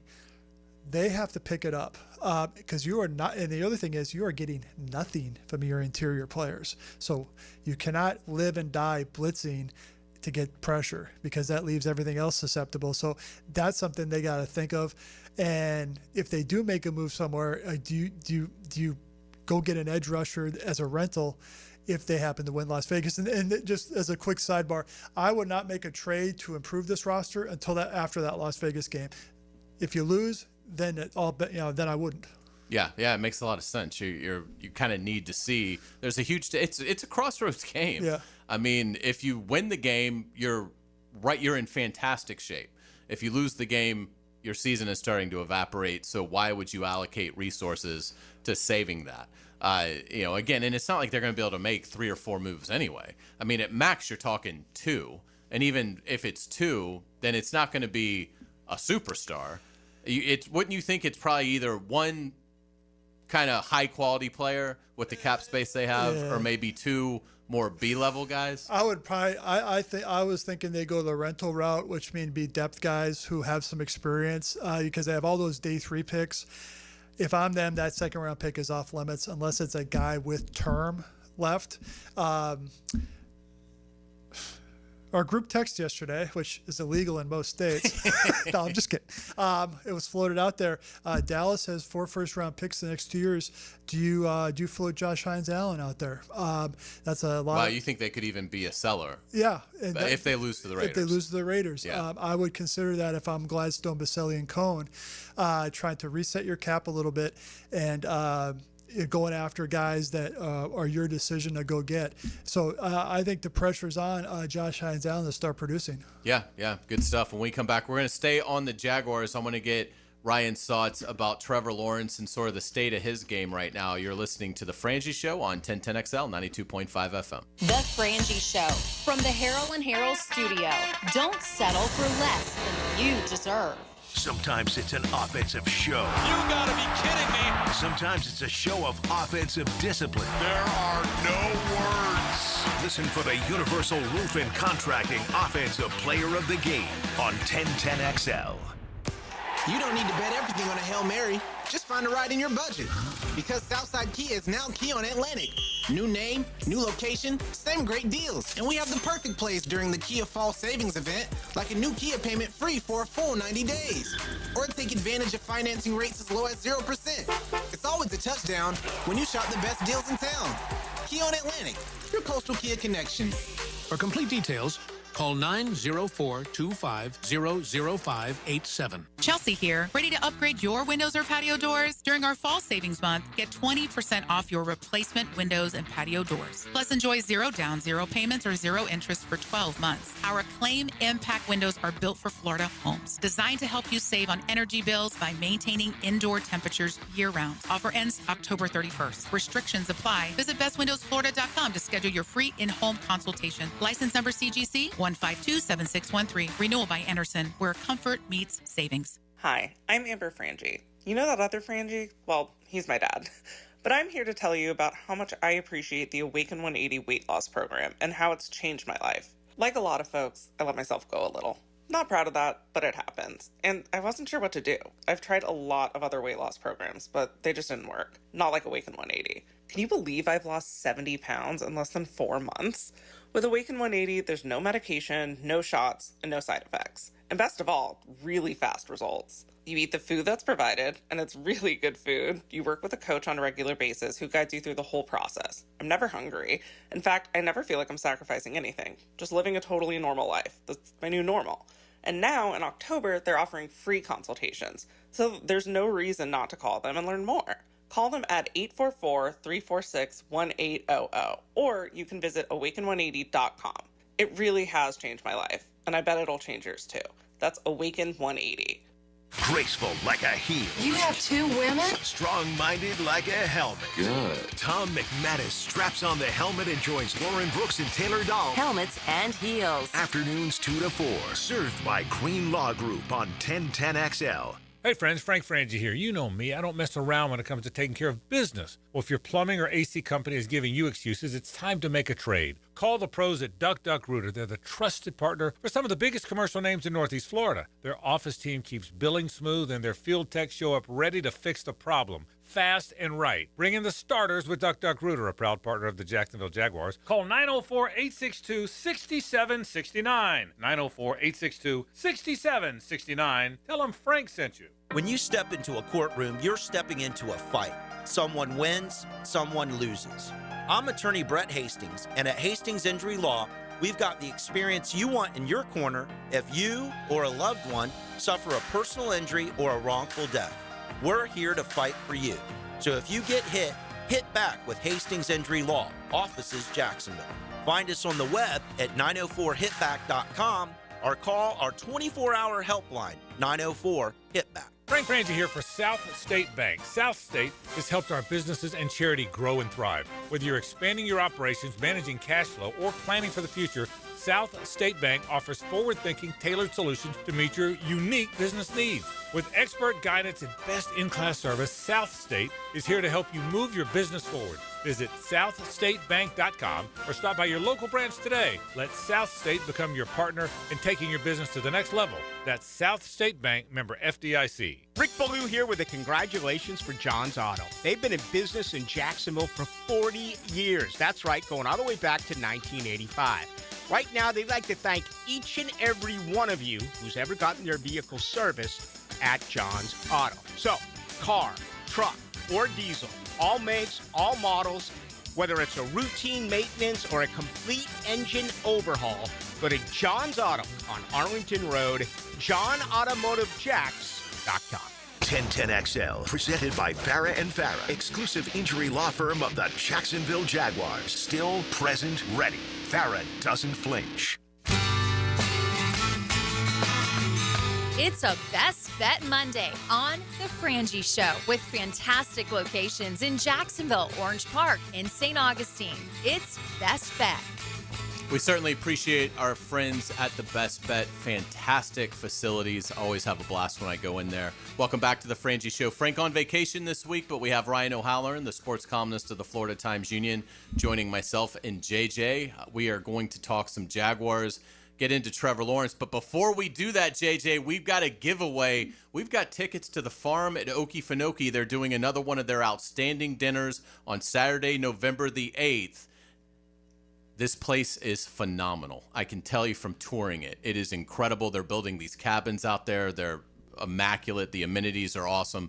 But they have these events every month. It's an amazing meal. Congery and Penn are their partners in it. You're going to have a great time. Give us a call at 641-1010. We will take caller number 2 right now, and you are going to the farm at Okefenokee November 8th. Again, it's an hour north of here in Folkston, Georgia. Fantastic property. I do want to say, only call if you can go on November 8th because they don't have any sort of flexibility. These are specific dates. So make sure that you can go on November 8th or be able to give your tickets to a buddy or something like that. But they will not be able to switch the dates for you. But the farm at Okefenokee, check them out. And again, okefarm.com if you want more information from our friends at the farm at Okefenokee. All right, Ryan, Trevor Lawrence, it's almost like he's never been dealt a good hand. It's been, coaching incompetence early in his career, some offensive stagnation in the middle part of his career here with Doug Peterson and Press Taylor. Now I think he's got the offensive acumen figured out, or I think he's got the solution in Liam Cohen. That part's fixed. But now everything else is starting to break down around him. 7 sacks allowed the past 2 games. Receivers dropping passes. Trevor's not without blame, but how much of this do you put on Lawrence and how much of this do you put on the execution that's happening with the other 10 guys around Trevor Lawrence? Yeah, I mean, there's definitely a blame pie to be cut up there. I just have been underwhelmed by him. And even with the drops, and it's not like they've had 20 drops. They've had probably a dozen. And, national people saying, yes, this has been a problem all year. They didn't have any in the last 2 games coming up. 58.7 completion percentage. This is pro football in 2025. You should be 65 to 68%. Drake May, who's a second-year player, is closer to 80 than 60. So that is a red flag. Some of the times he's passed the line of scrimmage twice to throw passes. That's a concerning lack of awareness. So I floated on Twitter late in the first half yesterday. Is it time to give Nick Mullins a shot in that game, not permanently, trying to get a spark because the pass rush was starting to tee off and maybe make Nick a sacrificial player in that game. I was called every name in the book because there's a lot of loyalists out there, but this is a production business, and you could tell during the Kansas City game, Troy Aikman, Hall of Fame quarterback, he was not impressed. Kurt Warner, Hall of Fame quarterback, was not impressed. So those are my 2 guides. And also, he's not getting help from his teams. I'll admit that. They really don't work the middle of the field at all. That's what was encouraging about Travis Hunter yesterday. He was willing to go over the middle, unlike some guy on this team. So I go back. One of the things, Brenton Strange being out is a killer because he just cleared out so much stuff in addition to being a good player as a pass catcher. I have been... And I like Brenton Strange a lot as a player, but I have been stunned at the drop-off. Of Lawrence. Yeah. But also just stunned at the drop-off of the offense without Brenton Strange. Okay. I mean, it is, the ground game has suffered, and to your point, they are lacking that short to intermediate target that Trevor was working. Again, Brenton Strange was leading them in catches prior to the injury. Trevor Lawrence, this has always been my thing with Trevor. The instincts just aren't there. Mm-hmm. And I do think that can get better, particularly if you have sharp coaching. And I do think there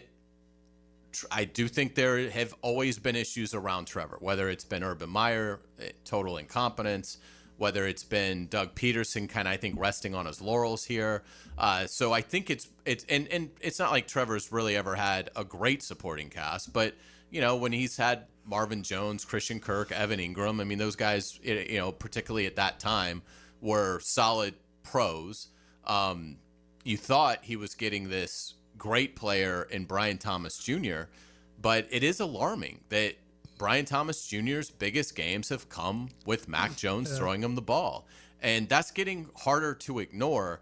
It was encouraging to see Travis Hunter take a bigger role in the offense. 8 catches for 101 yards and a touchdown. The 8 catches is what pops to me, because that's a really good sign that he can be utilized throughout a game and be a constant force for an offense, and not so much what we'd seen before where it was like, okay, once a half he might get an opportunity to do something offensively. So to me, you hit the nail on the head. It's a pie that can be divided in terms of the blame. But yeah, I think it's certainly time for Trevor Lawrence to take the step. And again, we know that he's going to get all of next year. The rock bottom case for Trevor Lawrence in Jacksonville with James Gladstone and Liam Cohen and Tony Baselli. The worst case scenario for Trevor Lawrence in 2026 is that they draft a guy in the 4th round that they really like, and they bring him in as sort of to replace Mullins, but with a understanding of, well, we want to develop this guy and see what he becomes. We know Trevor Lawrence is in no danger of losing his job, but his play has to improve. And it's a first-year staff. They're 7 games in. It's going to take some time, but you would like the growth to be quicker. And it's a concern because we've just been saying that every year with Trevor Lawrence. There is a plausible reason that you can always point to and say, yeah, but it's really because of this why you're not seeing Trevor Lawrence really accelerate. And he does have moments where he does some great things. He's a tease. Yeah, but is it maybe getting him to utilize his legs a little bit more? Yeah, I mean, that helped in the Kansas City game. You don't see a lot of naked bootlegs. You don't see things where he can throw on the move or cut down the field a little bit. And I admit, my bar was raised for quarterback play the last 4 years, covering Josh Allen, where you expected brilliance every game and something out of nothing. Pass rush breaks down. He makes something happen. Different kind of quarterback. But I just don't, when he makes long throws, I don't expect them to be completed. I expect them to be dropped or overthrown. And, you look at the 4th down play on the Brown on the crosser. Okay, was that Brown? Was he supposed to stop?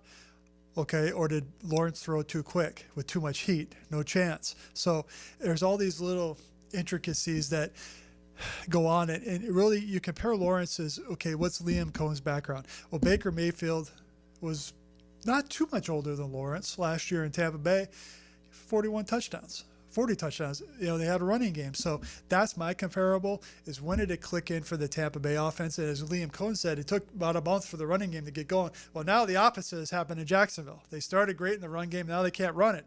I think that falls on the play caller a little bit. Liam has pointed the thumb at himself a couple of times, not being stubborn enough. One thing he said after the game yesterday is he wanted to be able to call back-to-back runs. He did it 3 times yesterday. Granted, the score was out of hand, but one of those times was when it was 35-7. So I think they have to try and do some things in the run game to help Lawrence. Do you like the backs? Do you like what you're seeing out of Etienne, Tootin, LaQuinn Allen? I mean, I did early. I mean, the rookies have tapered off. They clearly don't have a lot of trust in them at this point. They probably trust Allen on 3rd down more than Tootin. As for Travis, the opportunities, you don't remember anything he's done in the last couple of games. And so is that circumstances? Is that blocking? I mean, they should have no incentive to re-sign Travis Etienne. So it's like, okay, one of these kids better step up or else they're going to get replaced by another draft pick. Yeah, or you mine that free agent, B-level second wave, Like stable Javonte of Williams backs, type, and I hope you find the next Javonte Williams story.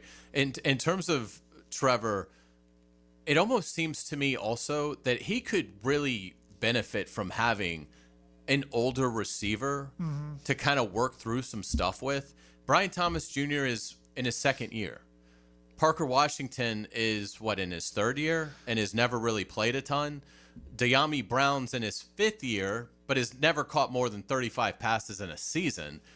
At the deadline, if there was a receiver out there that maybe is a 28 or older, beyond maybe the quote, peak of his career, but somebody that kind of understands the nuances and savvy, do you think that could help? I think it would, and particularly somebody who can line up in the slot, because when my old colleague with the Buffalo News, Mark Gahn, who's since retired, he covered him way back to Super Bowl years. He says the best offense have a push button option. That means a guy that, when everything's breaking apart, that quarterback can turn to that guy. Early in Josh Allen's career in Buffalo, it was Cole Beasley. Now it's Khalil Shakir. Khalil Shakir would help this offense a lot. That type of player, when, throw a tunnel to him, quick slant, have him run a stop route if the protection breaks down. You don't have that guy right now. And so I think that would be a priority. Do you start to de-emphasize Brian Thomas Jr. in the game plan coming out of the bye? Yeah, and I would start to emphasize Travis Hunter more. I liked his play snap breakdown, 67 and 14. And somebody tweeted at me today, well, they gave up 5 touchdown passes. Well, so what? They lost 35-7. This team needs playmakers on offense right now. And that was the bright spot. And they could have given up 10 points and still lost yesterday. Yeah. And so where the Hunter experiment will work both ways will be in the future. It's tough enough to learn one position in this league as a rookie. He's having to learn 2. And now you saw Trevor say it subtly back in week 1 or week 2 at the podium when he said, well, I'd love to have him practice on offense all the time. Translation, I'm not getting enough work with this guy. Yeah. And maybe the result is it took until week 7 for them to lock in, because I thought they were in sync yesterday. Yeah, I agree. And that will be a fascinating aspect of this bye now that the staff has a chance to pause, take a deep breath, self-scout. Maybe they come out of the bye and say, look, we never dreamed that Brian Thomas Jr. would be this disappointing. Dyami Brown is a great effort player, but he is what he is. He's a guy in the NFL. Well, now he's a kick returner. That's what they think of him as a receiver. What do you think of that? Yeah, I just thought they were trying to get a spark. Yeah. And the Tootin got the penalty on last week because he probably didn't know the rule about a double block. Get a veteran back there, but continue. No, and then you go through the room. I mean, Parker Washington, who's had a nice year, but is a young player. I mean, it's just, I think you have to look at this receiving core and say, we need a star, and Travis Hunter could be that. The Greg Newsome, we'll get into that kind of maybe on tomorrow's show in terms of the Tyson Campbell, Greg Newsome trade. You hope that Newsome can start giving him more. He only played like 25 snaps. Yeah, that was surprising. Yesterday. I mean, so that it's time to start getting him, post-bye to a position where he's playing every down. But anyway, I do feel like offensively they're much in more of a need for Travis Hunter than on the defensive side of the ball. And look, Stafford throwing to Devontae Adams from the 1-yard line. There's not going to be a lot of defensive backs. They're going to fare well in that situation anyway. Yeah, and at the last point for me on the receiver part, the coaches, you can tell they trust Parker Washington. They're running him on speed sweeps. He's willing to sacrifice his body. I would not use Travis Hunter on that play. I would not have him run the football because that puts him in harm's way. Parker Washington puts his head down. You're not going to use Brian Thomas on that play. So, you can see who they trust. Number 7 is not high on that list right now. Yeah, no doubt about it. Great stuff. When we come back, we're going to switch it to college football. We're going to do our rewind. We always look forward to that. You're listening to The Frangie Show on 1010XL 92.5 FM. It's the ride home with The Frangie Show. From the Harrell and Harrell studio, don't settle for less than you deserve. Your radio highlight reel. Caught for the touchdown. 1010XL, home of the Jacksonville Jaguars. Hey, sports fans, it's Hayes Carline here to let you know about my new obsession, Daisy French Onion Dip. If you love eating dips with chips, wings, and veggies while watching football, you'll love new Daisy French Onion Dip and Daisy Ranch Dip. These are game changers. They're as delicious as a homemade dip, made with real herbs and spices and other ingredients you'd find in your own kitchen.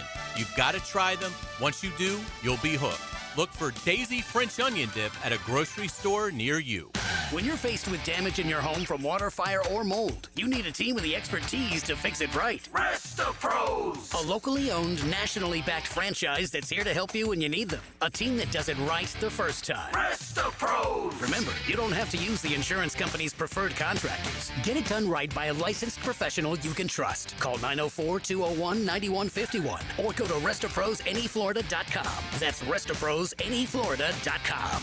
Rest-A-Pros! This is Hayes Carlion for Harold and Harold. I was at lunch with my good friend Holt, and he was telling me that sometimes a lawyer can get more from a case than their own client. I was surprised to hear this, but Holt said that doesn't happen with Harold and Harold. They'll never take a fee that is greater than their own client. When they say they treat their clients as a person and not a file, they mean it. Hopefully you won't need them, but if you're ever injured, call Harold and Harold at 904-251-1111. That's 904-251-1111. Welcome to the Bundle event. Entering now our undisputed tag team champions, the mid-size SUV and the mid-century modern. Together with a State Farm agent, this auto and home duo are a powerful force of savings, service, and customizable coverage. Now, let's get ready to bundle. Call State Farm agent Randy Taylor in Jacksonville at 904-642-2400. Availability and amount of discounts and savings vary by state. Anytime you've got major plumbing problems, and even the minor ones, there's several potential causes, and they usually can't be easily detected. So don't guess at a solution. Hire Roland Reese Plumbing at plumbingjacksonville.com. Now, the Randy Marion Cadillac Drive of the Game. Randy Marion Cadillac of Jacksonville. Drive to the game in luxury with Randy Marion Cadillac of Jacksonville. The good guys stayed strong and together at their home away from home, and that fight would pay off. In the fourth quarter, Trevor Lawrence would lead the Young Guns on a 5-play, 80-yard drive, capped off by a Travis Hunter touchdown with 9:06 left in regulation. The 2-minute drive is your Randy Marion Cadillac Drive of the Game. This is Jennifer Marion at Randy Marion Cadillac, Southside Boulevard in Jacksonville, and now's the time to drive away in luxury. That's right, Jennifer. The $7,500 tax credit ends this month. It's your last month to take advantage of this incredible opportunity. At Randy Marion Cadillac, drive the all-new electric Optique, Lyriq, and Vistique. They are all in stock and ready to drive today. See all of our inventory at Randy Marion Cadillac of Jacksonville.com or visit us on Southside Boulevard, Jacksonville. And don't forget, tell them Jennifer sent you.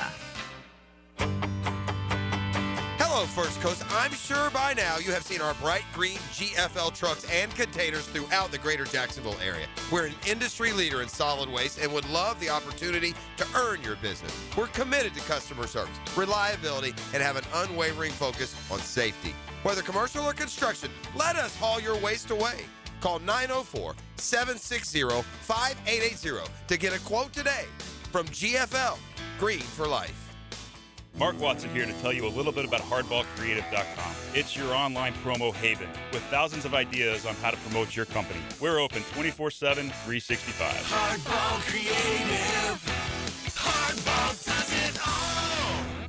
1010XL, presented by Farah and Farah, exclusive injury law firm of the Jacksonville Jaguars. When it's game time, Farah doesn't flinch. Now, the cool down with Donovan Air Electric and Plumbing. Keeping Jack's cool since 1987. All right, it's been a fun show today. We have talked at length about the Jaguars' disappointing result in London against the Rams. We talked about Florida firing Billy Napier and who they should go after, Lane Train. We've talked about FSU losing at Stanford and Florida State AD Mike Alford's pathetic statement. I don't even know what it really told us other than he's not getting fired today because they don't have the money. And in Miami loses a tough one to Louisville Friday night, but the Hurricanes still very much in the picture to win the national title if that's just a one-game blip. So it's been a fun Frangie show, but we're not done yet because we've got the College Football Rewind. Time now for the College Football Top 25 Rewind. Brought to you by the law firm of Woolsey Morecambe. Take the fear out of the fight. Here's Hayes Carline. All right, JJ, I am sorry, but let's get started in Coral Gables. Would be about a 49-yard attempt from here for the Canes. And Beck will throw, gets rid of it quickly, and it is almost picked off. It is! It's intercepted! TJ Capers looked like it was tipped at the line, and Beck throws his 4th pick of the game, and that one was a killer. Unranked Louisville picks off Miami quarterback Carson Beck 4 times on its way to a 24-21 win over the second-ranked Hurricanes on Friday night. Miami dropped to 5-1 overall and 1-1 in ACC play and fell back 7 spots to number 9. The Cardinals entered the poll at 19. Miami now, their path to the ACC title game is not in their hands because they don't play Georgia Tech. And so that was a bad loss, that last interception. That was a quarterback who is literally our age panicking. Yeah. Take us to Athens. Fake it to him, Stockton end zone, caught, touchdown, hat-trick, Lawson Lucky. 9th-ranked Georgia outscores number 5 Ole Miss 17-0 in the 4th quarter to take a 43-35 win. Bulldogs quarterback Gunnar Stockton was marvelous, accounting for 348 yards of total offense and 5 touchdowns. Georgia rose 4 places to number 5, while the Rebels fell 3 spots to number 8. Looking forward to seeing the Dogs here in a couple weeks. They got some moxie. I mean, they won at Tennessee. They bounced back from the home loss to Alabama. And this is not an NFL depth chart Georgia team, but it looks like they're getting better. Down at half in 4 of 5 SEC games, by the way, for Georgia. Wow. Yeah, Crazy yeah, stat. Yeah, but I think that's a great description. They have, for all the talent that maybe they don't have in terms of the depth, they have really been a gutsy team so far, no doubt about it. We're on to Tuscaloosa. And it's a play-action pass, and it's intercepted! Sabian Brown with one man who can catch him. Sabian Brown all the way. Touchdown, Alabama. I love McDonough. 6th-ranked Alabama utilizes a Sabian Brown 99-yard pick 6 on the final play of the first half to cruise past number 11 Tennessee 37-20. The Crimson Tide have beaten Georgia, Vandy, Missouri, and Tennessee in the last 4 games. They jumped 2 spots to number 4. The Vols were punished 6 spots, dropping to 17. Yeah, I like McDonough in that crew. I love Molly McGraw. Oh, yeah. So she's the star. Amen. She's the star. Yeah. I saw Alabama get their behind whipped in week 1 at Florida State, and it just looked like that game was their fall camp. They have improved greatly over the last 2 months, and I mean, Final Four team. Yeah, it certainly looks that way. Kalen DeBoer deserves a lot of credit. I thought it would be much shakier than what it is turned into for Alabama, and they are absolutely in the national title hunt. JJ, let's get it to South Bend. This one will be taken out a yard in. Price gets away from one, across the 20, finds a crease to Dorian Price. He has done this before. Price extends away. Touchdown Notre Dame. Jadorian to Jahouse. Huge kick return there for a touchdown, but it was running back Jeremiah Love leading 13th-ranked Notre Dame over number 20 USC 34-24. Love gained 265 yards of offense, including 228 on the ground. The Fighting Irish moved up a spot to number 12. The Trojans fell out of the poll. Yeah, I mean, yes, USC, they're not good. They're a top 30 team. You know, Notre Dame got to be kicking themselves. They lose at Miami. They lose home to Texas A&M. Now they probably need to win out and need a lot of help to get into the playoff. Could I interest you in a trip to the Music City? Another first down for Vandy. Pressure off the edge. He steps up, and now he's going to run for the end zone and score. Diego Pavia. The 17th-ranked Vanderbilt Commodores continue to be the nation's darling, taking down number 10 LSU 31-24. Vandy quarterback Diego Pavia accounted for 3 touchdowns in the win. The Doors are 6-1 for the first time in 75 years and climbed 7 spots to number 10. LSU fell 10 spots to 20. A bad loss for LSU, but a great win for Diego Pavia, who, if he could play college football until he was 48, he would. And he might. He might go to the Supreme Court. Yeah, absolutely. We close things out in Tempe. To decide the ball game right here. Left it on the move. Left it throws. It's caught by Tyson.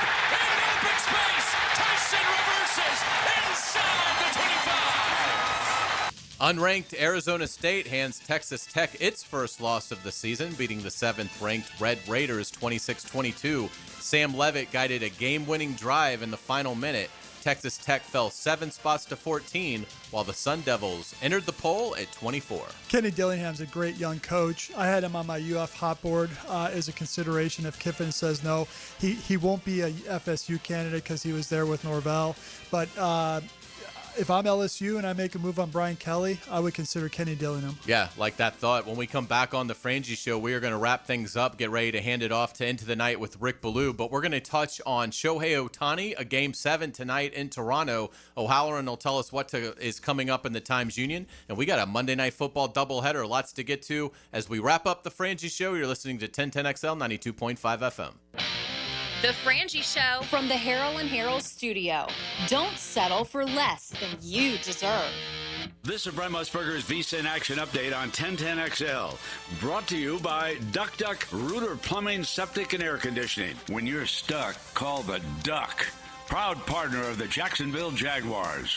The NBA season will begin on Tuesday night with 2 games on the schedule. The Houston Rockets facing the Oklahoma City Thunder and the LA Lakers facing the Golden State Warriors. The Thunder are plus 200 to win the NBA championship for the second year in a row, while the Cleveland Cavaliers are plus 650 to win the Larry O'Brien Trophy. They had the best record in the Eastern Conference last year. The Denver Nuggets are also plus 650.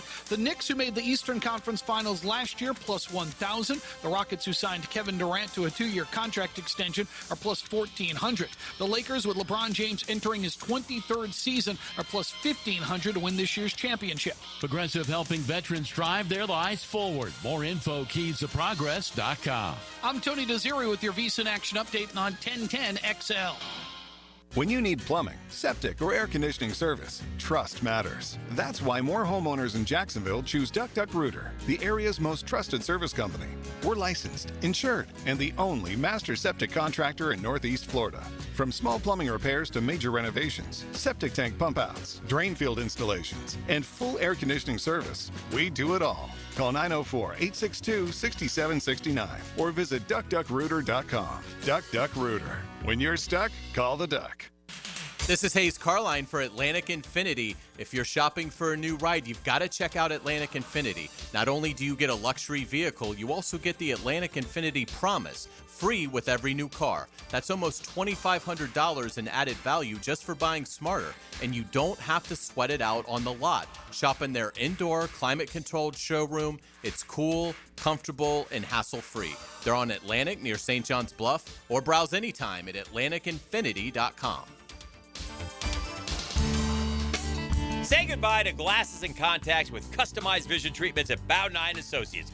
Hey, Hicken here. Dr. Bowden and his expert team bring you all the latest options like Evo implantable Coliber lenses, refractive lens exchange, or traditional LASIK.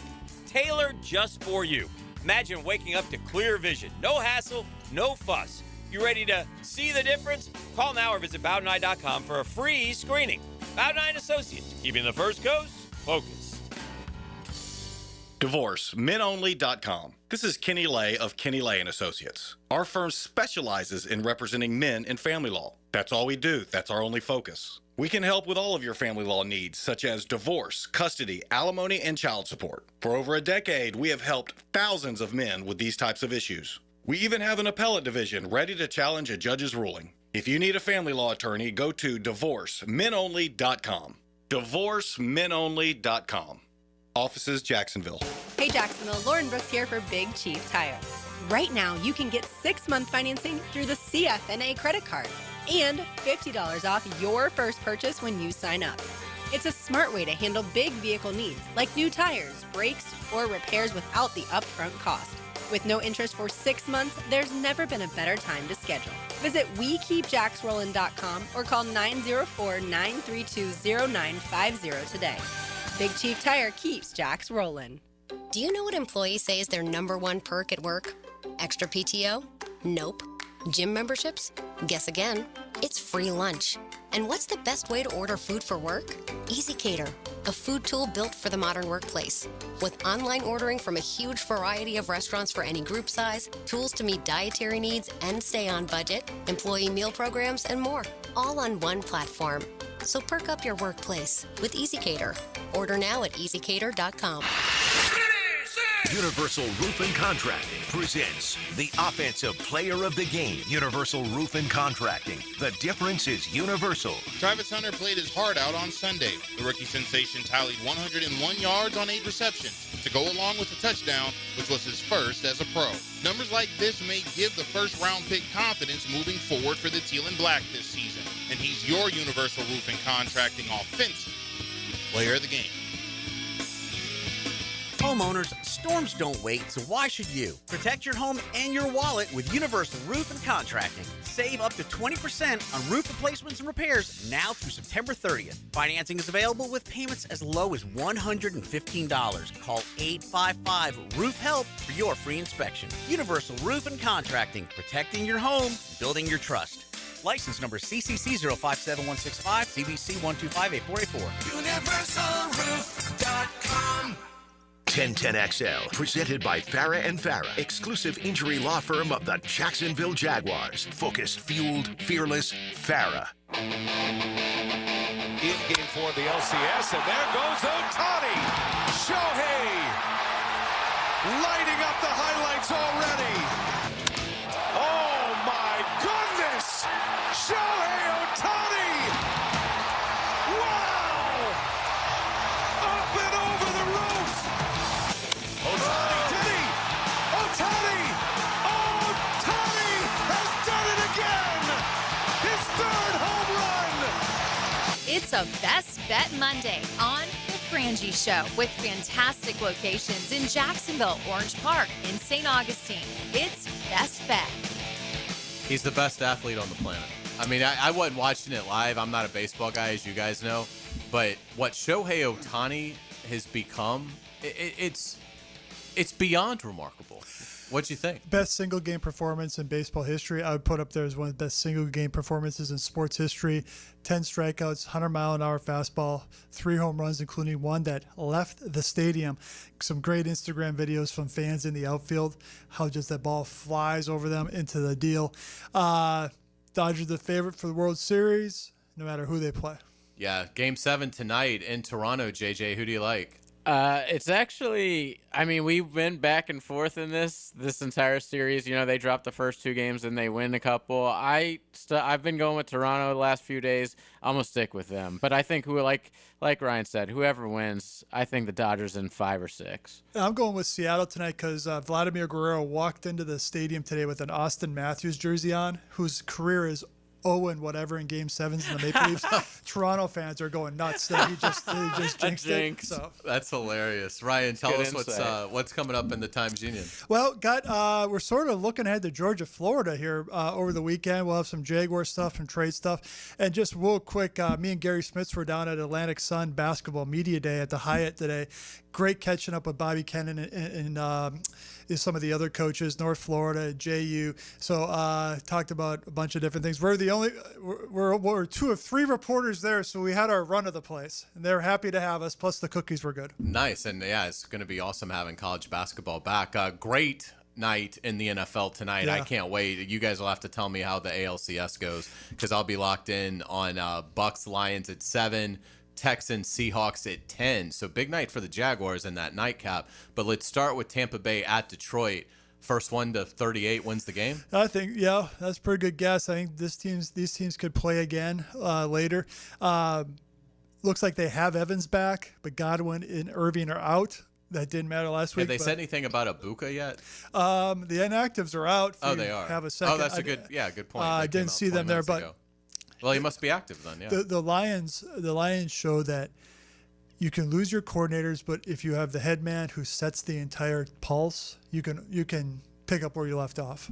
Yeah, good point. And it's hard to believe that game starts in 70 minutes. So, do you like Tampa or do you like Detroit tonight? I like Detroit at home tonight. Okay. It's a more important game for them. And then in the nightcap at 10 o'clock, we've got Houston going to Seattle. Can the Texans get a little bit of that offense going and coming out of a bye week and take down the Seahawks, who obviously were very impressive here in Jacksonville a week ago? I'm picking Seattle because watching that defense in person last week and watching the Texans offense in person this year, I think Seattle will win sort of a low-scoring game. Yeah, it could be like two totally different games, Mm-hmm. but I am really excited. I agree with you. I think Seattle wins at home, although it's peculiar how the Seahawks have been much better on the road than they have been at home under McDonald. But anyway, let's welcome in Rick Ballou. Now, the 2-minute drill is driven by nobody but Nimnicht. Nimnicht Chevrolet on Cassett Avenue and Nimnicht Buick GMC on Phillips Highway. Rick, we got a statement from the Florida State athletic director today. The floor is yours, sir. Did you guys leave the number 2 pencil here in front of me, thinking that maybe I'd say that his contract should have been written with a pencil and not a pen? How about a crayon? It's amazing how things have changed in a week. I reported last week that I talked with an impeccable source that said there hadn't even been a conversation about a buyout after the loss to Pittsburgh. That changes now. And there's a lot of links that go to it. An individual from CBS Sports reported that there was laughing in the locker room after the game. There was total lack of accountability and engagement on the sideline during the game. There was one very visible brawl that happened after the Rawls, jumped offside during a punt, and that ended up leading to a touchdown. Norvell tried to discipline him, and he wasn't having it. Rawls walked right by and went to the sideline. So Mike Norvell's lost the team. Okay, he's gone to the it's on me. It begins with me. We're going to respond to everybody. He's lost the team. Now it comes down to this: where is Florida State going to get the money? Because they can't afford to bring him back. I mean, you're going to see a stadium that has no one in it in 2 weeks against Wake Forest. That's not the answer. Florida State needs every dollar they can get. You wish they would pack the place, but I understand the way that fans are. They're fickle, and when you're not winning, they're not going to support it. So he's a lame duck, and it comes down to now, how are you going to get this money? That's the only question for Florida State. Who's your first call if they do make a move? I want Lane Kiffin. That's who reports were a year ago. That's where they were going to go if Norvell, or 2 years ago, if Norvell took that job at Alabama. But I don't trust this organization. I don't trust this franchise. They'll announce that they're going to go and hire some search committee, and who knows which direction they're going to end up going. But without any hesitation, Lane Kiffin would be the guy I'd go for. Quick follow-up from me. What is Mike Alford's future? I don't know. He's really kind of Trent Baalke-esque. He hides in a bunker. He never really makes any comments. I'm surprised that, he actually came out with a statement today. I'm sure someone else at Florida State actually wrote that. And he just, took out the auto pen and signed it. But, he's done a nice job with Link Jarrett. He's done a nice job with some gender equity, Title IX type of sports. But he has absolutely dropped the ball. I mean, why would you ever sign a guy to an 8-year? Mike Norton, listen, if you signed him to a 4 or 5 year deal, you would have been like, it was the right move. You had that. But an 8-year contract extension for a guy who had losing seasons every year, for a guy who didn't know to even play prevent defense against Jacksonville State. We're talking about a really bad coach who got on a roll. So I would fire Mike Arnold with him, but Florida State right now can't afford to make those moves. Yeah. So. All that in Jaguars coming up on Into the Night? All of that. A lot of good stuff coming up tonight. All right. We appreciate it, Rick Ballou. Be sure you'll be listening to Into the Night with Rick Ballou coming up next. For Ryan O'Halloran, for the vacationing Frangie, for JJ LaSelva, I am Hayes Carline. That was fun. We got 4 more days of this. Are you ready? I am ready. Wednesday may be a different story. I may be tired by then, but we'll power through. But, right.